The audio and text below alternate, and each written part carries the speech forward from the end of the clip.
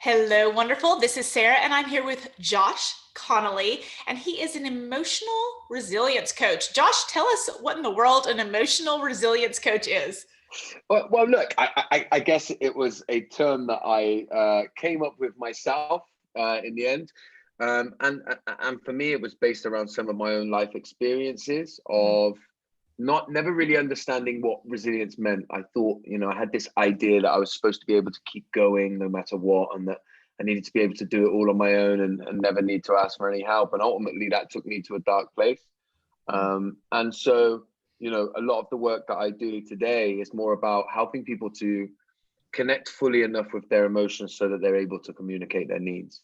Oh my Um, gosh, such an important part of healthy relationships, right? well, exactly, yeah, and healthy relationships are, I believe, at the core of all the work that we should be doing in our lives, right? Mhm. Even in my life today, I can tell you that I hold things together pretty well until you put me into my relationships, because that's where my traumas and my difficulties play out in my lives. Yeah. So if for the next 26 minutes I come across like I have it all together, wait until you can see me in any of my relationships, be it romantic, friendships, or as a parent, and you'll see that perhaps I don't, not But fully. but that's where the honesty comes in, right? And that's Mm, where when our closest relationships poke the biggest holes in us, right? Because mm, you obviously you want your children to love you and you want them to feel well loved and you want your friends and relationships to there's a security and a vulnerability that isn't yeah. present in Exactly, and that vulnerability, to have any meaningful relationship, there's a huge element of risk yeah. in me exposing who I really am, so that we can connect in a way that I would like. um I'm risking everything. I'm risking you seeing me for everything that I am and rejecting me. Um and I lived a life of, I didn't know I was so driven by fear of rejection and fear of abandonment. But I'd built up so many layers that I was so far removed from that fear, but I was still being completely driven and operated by it. Mhm. And I think particularly as a man, I never knew that. I didn't know that I was being driven by that. So a lot of the work that I do and a lot of the kind of message that I try to get out there, um, is that understanding of my need for connection and how I so desperately fear that rejection, based on who I am as a person. Well, and that's, I was in a group of teenagers. I used to run a mental health campaign for a school, and I was talking about men's emotions and their permission to have emotions. And I said, it seems like men are only allowed to be happy or angry. And this Mm. teenage boy jumped up. He was like, yes, that's exactly it. And I thought, what a true connection place for a 15-year-old boy Mm. to Yeah, like yeah, yeah. latch on so hard to what I said, and really have concerns for his ability to be a full man within that conversation, right? Yeah, and we're always fed those kind of stereotypes. My as a child, I was consistently told by everybody around me that I was too sensitive, Mm-hmm. when actually my sensitivity is a superpower to me today. But Yes. it's a superpower to me today because I kind of understand it on enough of a level to make sure that I still meet my needs. Mm-hmm. When I might feel overwhelmed quickly, I don't think I'm a useless waste of space. Why do I feel so overwhelmed quickly? I go, oh, here comes overwhelm. Let me get the resources and the things that I need in my life to be able to deal with that overwhelm. And then I get to live in the benefits of my sensitivity. But I think, to bring it back to what you said, particularly of boys, I do a lot of work with young boys in schools. And, you know, I can tell you that the angry, violent young boys that I'm often asked to work with are sensitive, anxious young boys who only know anger and violence, because we teach them that that's what's acceptable from them. So Absolutely. Mm-hmm. yeah. Yeah, and it's such a detriment. I think Brene Brown mentioned in her book, she said, we have to be okay. We put men a bit on like, oh, they need to be on this like horse and come in and save us. And if we want true partnerships, That's what she said about the horse, and I'm bringing it back to myself. I don't want to like misquote Brene Brown, but when we think about relationships, we need those healthy partnerships. And if you're on a horse and you're not allowed to come off the horse and have a bad day or be scared of something or like be a human, right? It creates such a mess of relationship dynamic. Two people are trying to love each other.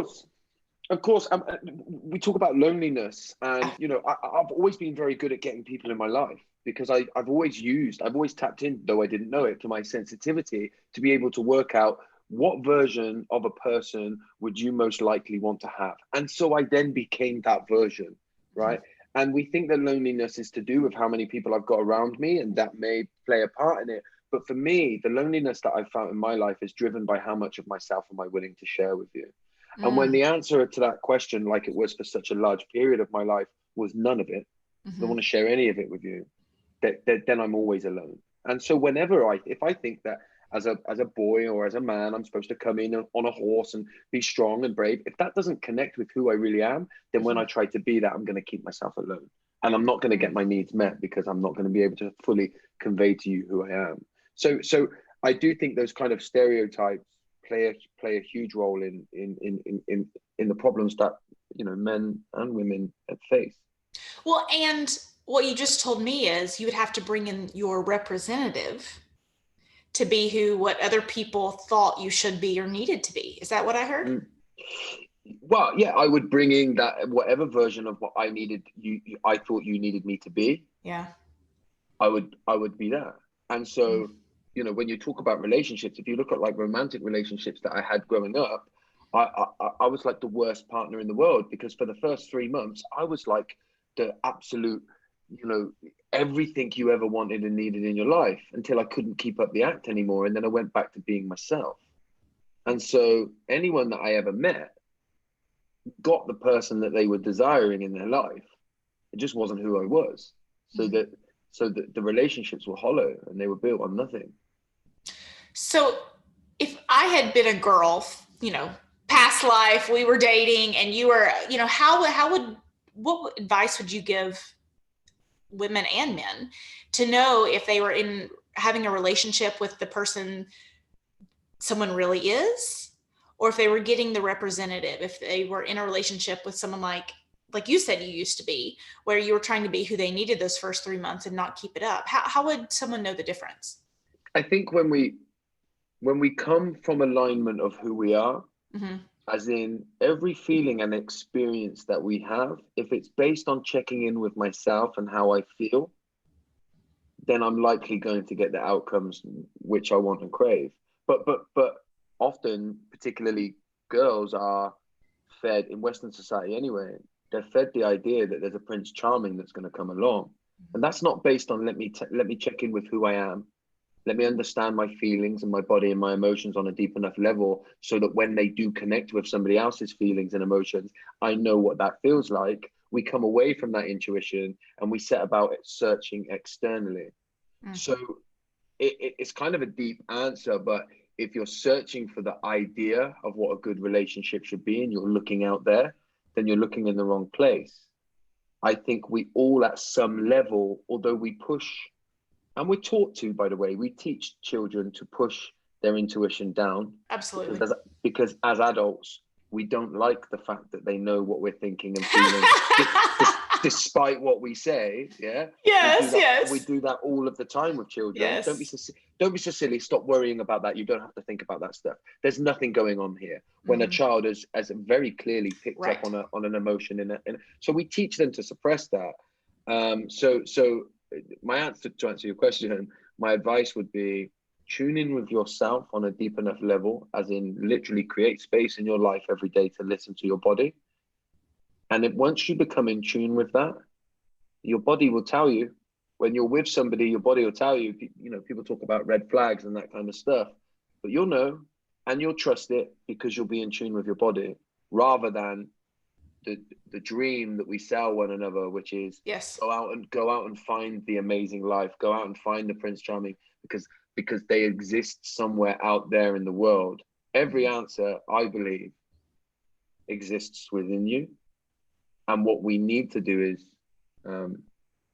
pull away the layers and peel back the layers that have kept us from fully being able to understand and engage with that part of ourselves. Well, when people ask about my husband and my relationship, they always say, how did you meet him? They don't ask, who were you when you met him? Well, yeah. Right? And that's exactly what you're talking about, that intuitive space. And I call it, when I'm helping my ladies try to pick up red flags, or men try to pick up red flags, how many times do you think, that's weird, something's off? Or you kind of lean in and like have a confused look on your face, like, what, huh? And it takes a little extra step to, is that what you're talking about when you're talking about being in tune with your body and intuition? Exactly that. And because we get so caught up in searching for the external idea of what we need in our life, as in the belief that it's out there somewhere, when those feelings come up, that little pang, you're like you say, where you're like, oh, that didn't feel right. And then because you think actually everything else adds up, let me just chuck that to the background and pretend it's not there.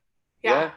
When you're in tune with your body enough, I think you do it. And I can do this now. And I can, I will meet people, and within 30 seconds, I say, I don't like this person. I don't want to be around them. And that doesn't mean they're a bad person even necessarily.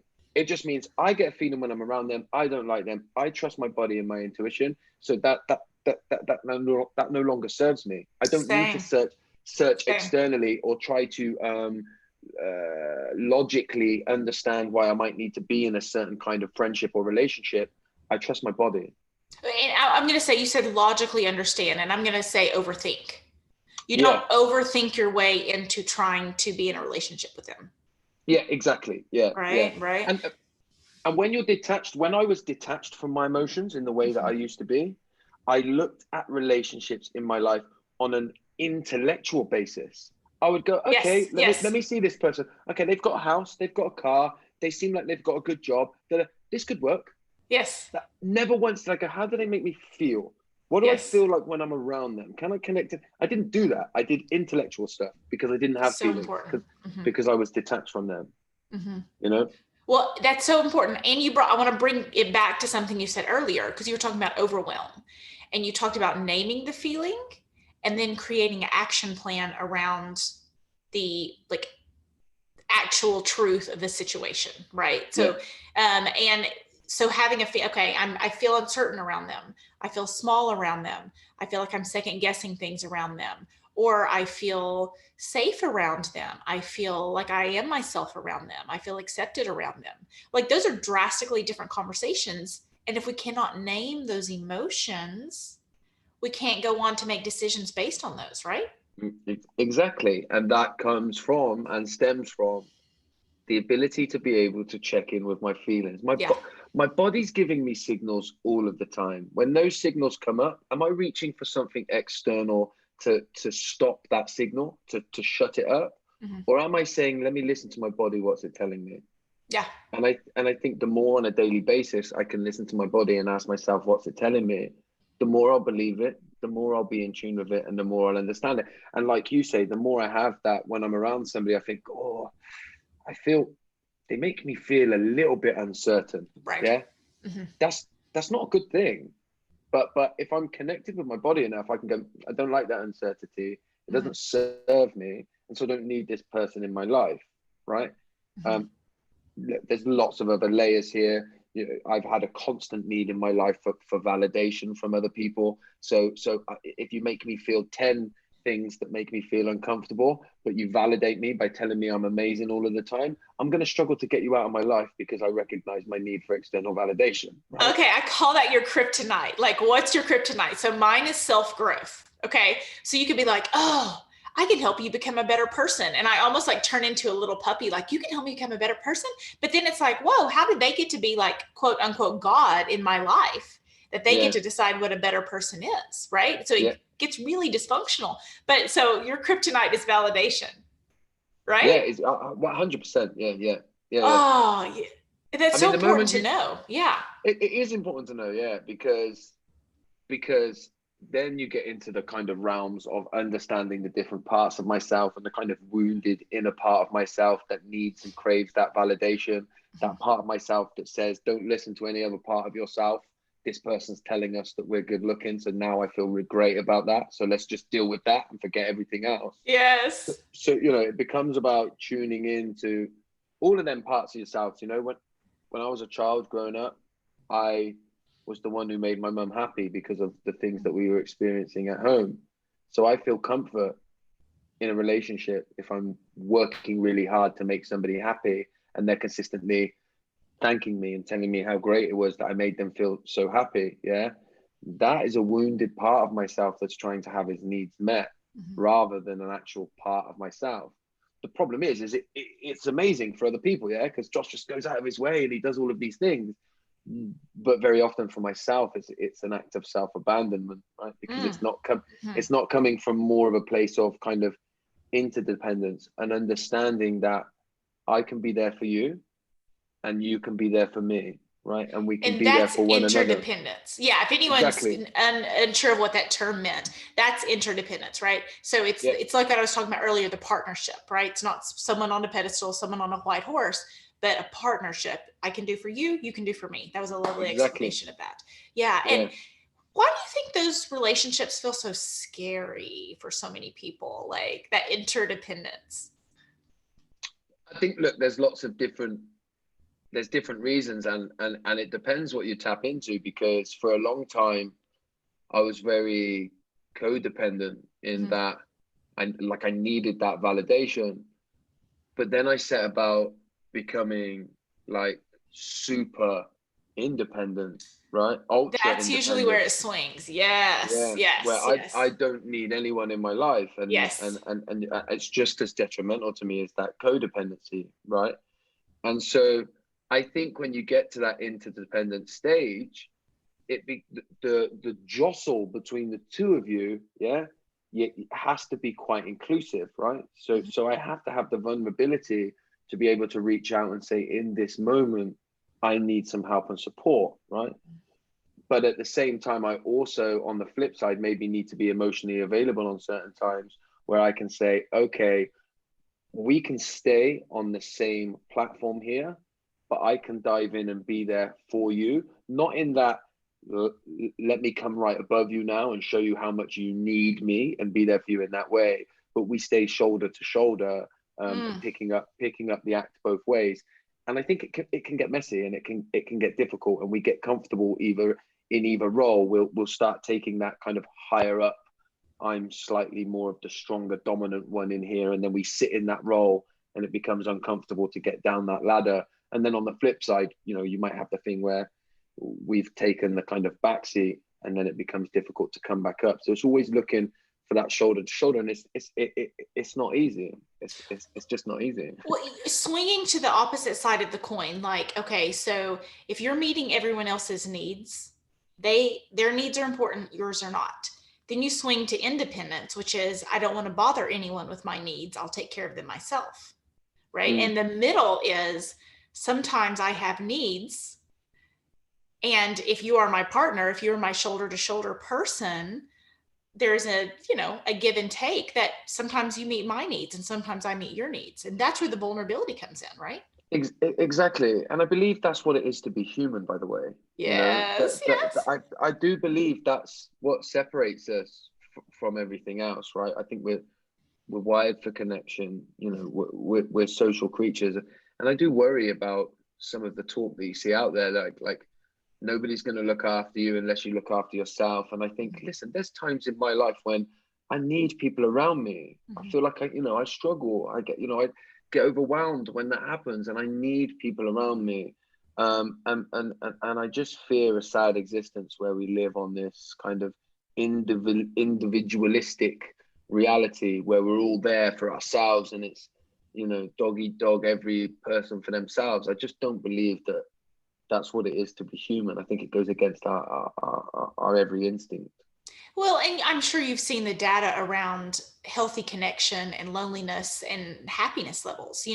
When people get to the end of their life, it's what relationships they take with them, and those memories they take with them.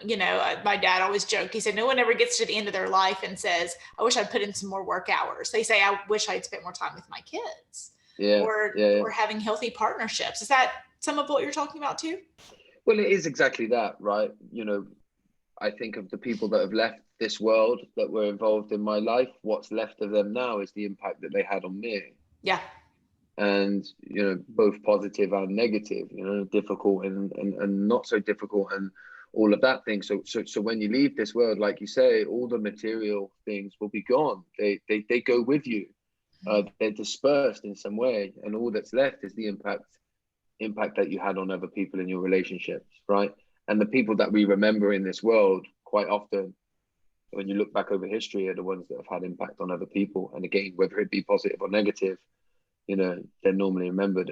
And I think, when I look at my own life, I've got my own children now, and there's no pictures of my dad in the house, because my dad was quite, had a terrible problem with alcohol, died when I was very young. My kids will never really know about a granddad. And if I have one goal in my life, it's that one day there'll be some grandkids somewhere who'll With look your at picture up. a picture on the man above the mantelpiece and say, who's that? And somebody will say, that was your great granddad, and he was a good man, right? Oh, Because love that. I come from a family history where I look through my dad's side anyway, and there's no one there to say that. You can go through the whole family tree, right? And there's no pictures to put above the mantelpiece. Mm-hmm. And so, I sort of live to that philosophy, that I'll be remembered for the impact that I had, and I won't just be another statistic. Mm-hmm. And again, that's about impact, right? How do I do that? I do that by having an impact on the people that I care about. Well, and you have an impact in the world, right? I mean, you help people through this emotional resiliency coaching, and that's a great thing to model for your kids too, like having an impact in your home, and it not just being about your kids too, right? Because that can create a codependency relationship. It's like, oh, I need my kids, and and I commend your balance in that, or what seems to be your balance. It probably comes process. across more balanced than what it is. I'm probably very codependent with my children. Well, I can help you with that. Send you some material on that. No, I'm just kidding. I'm just kidding.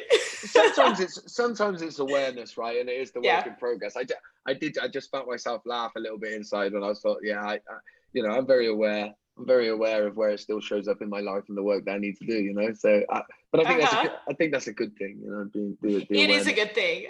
Yeah, I say anyone who says they've already figured everything out and have all the answers, that is a scary human, right? That is not who you want to, or doesn't give credit for the people in their journey. Yeah. Well, exactly. And I can tell you that I've had times in my life when I've had it all figured out, right? And I look back at them, and I was a very scary person. Yes. When I think about the times when I had things figured out, I wouldn't have conversations that were back and forth where I listened to other people. It was like, if your opinion was different to mine, I'm going to get angry and I'm going to shoot you down, and you need to take on my opinion.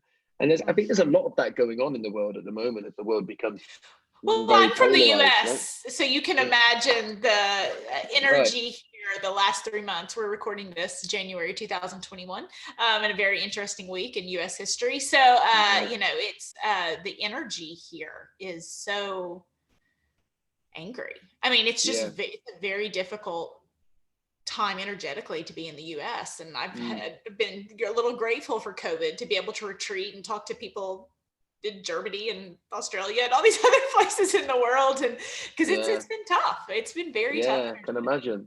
Yeah, absolutely. Yeah. And exactly right. There's to be super honest with you, there's in the life coaching space, and there's a lot of people who talk about having both and conversations, and bridging the gap and bridging the divide and trying to come together. And a lot of people who I've heard talk that talk the last 2 or 3 years, now that it's come down to an election, I have not seen them walk that walk. I have seen very few people try to come together and say, is there any middle ground we can find here? Is there any, and it has been a dark time in my own life, to be honest with that. I mean, I felt like someone has died, because, kind of all these people that I had looked up to, not like real people in my real life, not talking about politicians or whatever, but real people in my real life who've said, I want to have both end conversations. I want to bridge the gap. I want to help people come together. And then I see that they are not doing that. They are doing exactly what you said, which is if you don't align with my opinion, I'm going to attack your opinion. It's been a really personally difficult time in my life because I've been disappointed with people who I looked up to. Yeah, and I think there's been a lot of that, you know, Yeah. that's been true over here in the UK as well, with some of the things that we've been going through and we've been experiencing. And, you know, and this whole idea where you pick one side and the other side is the enemy. Nothing in my life works when I make it rigid. Yeah. Nothing in my life works when I make it rigid, you know. When, you know, like I say, the reason I kind of joked about when I had it figured out, I was a scary person, is because the times when I had it figured out, I was wearing a massive mask of having it all figured out, right? And actually, I think the joy comes with not knowing, right? And one of the mantras that I live by is that I wake up every morning with the absolute knowing that I could be wrong about everything that I've ever believed. And that agree and commend you so much for that. Yes. And it excites me, you know, when now I do a lot of reading and a lot of kind of watching things. And if I read a book and it makes me wrong, I'm so excited because I'm like, yes, I get to start a new path, right? And I've got to, because I'm wrong. I've got a new idea here, and I run with that. Whereas I used to be, you know, when I was being defensive of the things that I thought and believed, because I didn't want to spend time with them. Now I'm very open, and I say to people, don't get angry with anything that I say, because by the time you've come to see me about it, I might have the same opinion as you. You know? I love that. Yeah. There was a Jewish phrase, like a Jewish proverb or something. I can't remember where it came from, but it said, true faith is not in having all the answers, but in asking the right questions, or continuing to question, continuing to ask the questions. And that had such an impact on my life and how I thought about things, right? It's exciting, you know. It's exciting to